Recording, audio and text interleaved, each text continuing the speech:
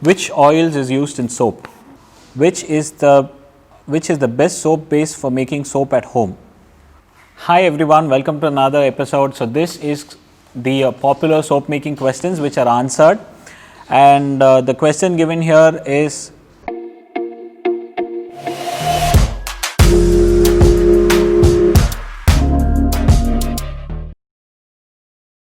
which oils is used in soap?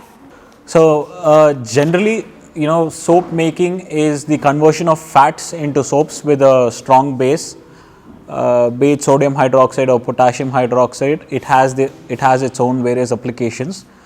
But when you talk about oils are natural fats obtained from vegetables.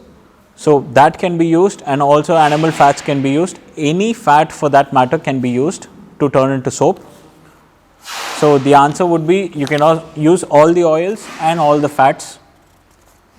And the one thing you need to take into consideration while doing that is not all fats are alike and not all oils are alike. So you need to choose what oil you need according to the purpose in which you're going to use the soaps for. So for example, coconut oil has a tendency to dry out the skin, but it is extremely good in dirt removal.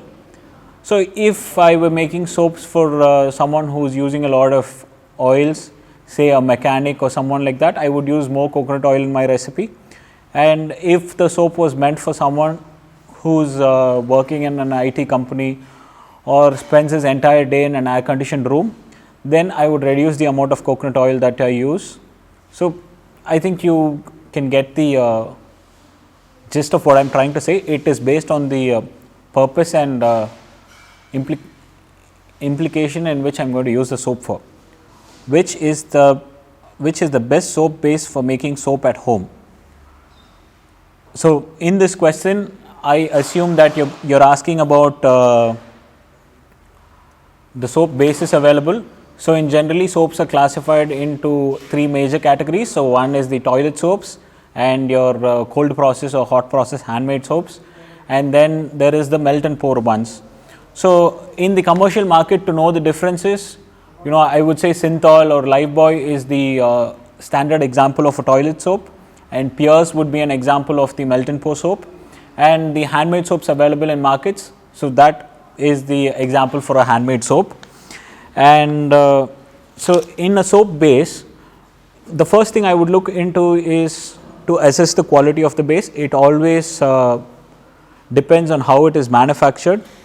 You can manufacture soap bases under various qualities, and an ideal soap base would be which gives you good lather, does not washes away quickly, does not dissolve very fast, and if you're going for something which is transparent, has a good transparency, and is a little bit hard and not very rubbery.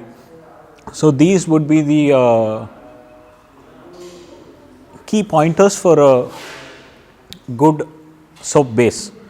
So when you buy the soap base, first thing you do is you buy in smaller quantities, you test it how it is. So because it varies from manufacturer to manufacturer, and so you test the quality of it, and then you use the soap base. So you test it for the following parameters I have mentioned before.